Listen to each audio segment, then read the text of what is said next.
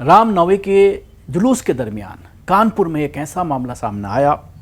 अगर पुलिस सच्चाई पर नहीं होती, अगर पुलिस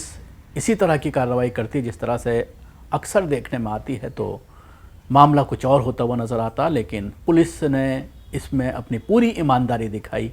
और उसके बाद जो चीज़ें निकल कर के सामने आई वो ये दर्शाने के लिए काफ़ी हैं कि किस तरह से इस तरह के जुलूस में, इस तरह के आयोजनों में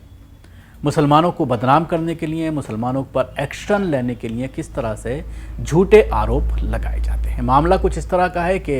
कानपुर में रामनवमी जुलूस में पुलिस के द्वारा जो डीजे की परमिशन दी गई थी वो कुछ और थी, लेकिन जब वहाँ पर जुलूस पहुँचा तो उसमें बड़ी संख्या में जो डीजे सेट थे वो मौजूद थे डीजे के, और आवाज़ जो थी वो बहुत ज़्यादा थी, साउंड बहुत ज़्यादा था, जिसको लेकर के पुलिस और जो आयोजन करने वाले लोग थे, जिम्मेदारान लोग थे, उनके दरमियान नोकझोंक होती हुई नज़र आई। हिंदू संगठनों ने हंगामा कर दिया। डीसीपी आरती सिंह ने जो है 2 साउंड सिस्टम की परमिशन दी थी, लेकिन इसके बजाय ज़्यादा सिस्टम यहाँ पर लाए गए थे, और जिसकी वजह से लोग वहाँ से ये कहते हुए भागते हुए नज़र आए कि पत्थरबाजी हो रही है। लेकिन उसके बाद आला अधिकारियों की एक बाइट सामने आई, जिससे आप अंदाज़ा लगा सकते हैं कि इस घटना के बाद बड़ी संख्या में मुसलमानों के ऊपर आरोप लगाए जा सकते थे, उनको गिरफ्तार किया जा सकता था, लेकिन पुलिस ने ईमानदारी का साथ दिया और उसके बाद जो बाइट दी है वो आप सुन लीजिए। देखिए, यहाँ पे हमारी पुलिस थी, हमारे सीपी थे, डीसीपी थे, बाकी लोग थे, और इस तरीके की बातें आई हैं। लेकिन जो हमारी लोग थे उन्होंने जो जांच किया उसमें प्राइमा फेसी ऐसी कोई बात नहीं आई है, और फिर भी हम तथ्यों को देख रहे हैं। प्राइमा फेसी ये अफवाह कहाँ से फैली है, किस तरीके की फैली है, सही है या गलत है, क्योंकि किसी को चोट नहीं है, किसी को कोई इंजरी नहीं है, कहीं कोई से वीडियो या वैसी रिकॉर्डिंग नहीं है।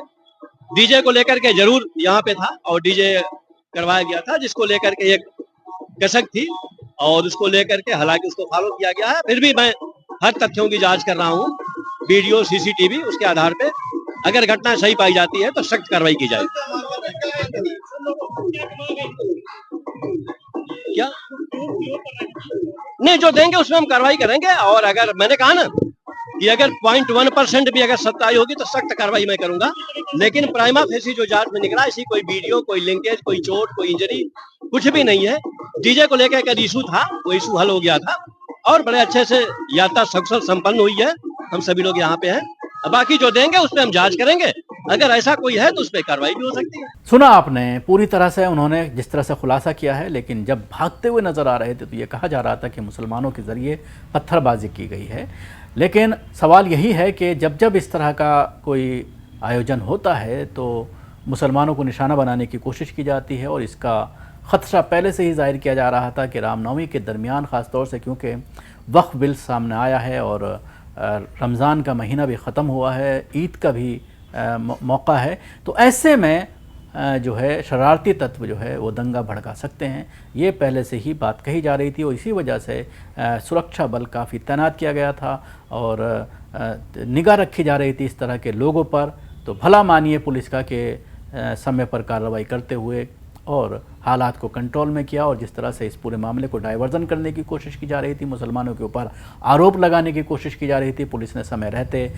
उसका जवाब दिया और ये क्लियर किया कि किस वजह से यहाँ पर भगदड़ मची है। और उसके पीछे उन्होंने ये बताया कि जो डीजे सेट हैं वो ज़्यादा लगाए गए हैं, जो परमिशन दी गई थी उससे ज़्यादा आवाज़ हो रही है, इसलिए जब उनसे कार्रवाई करने की बात कही गई, उनको मना करने की बात कही गई, तो जो आयोजक थे वो जो है वो नाराज़ हो गए और पुलिस के ऊपर जूते चप्पल भी फेंकते हुए नज़र आए। इस तरह की वीडियो भी सोशल मीडिया पर वायरल हो रही हैं।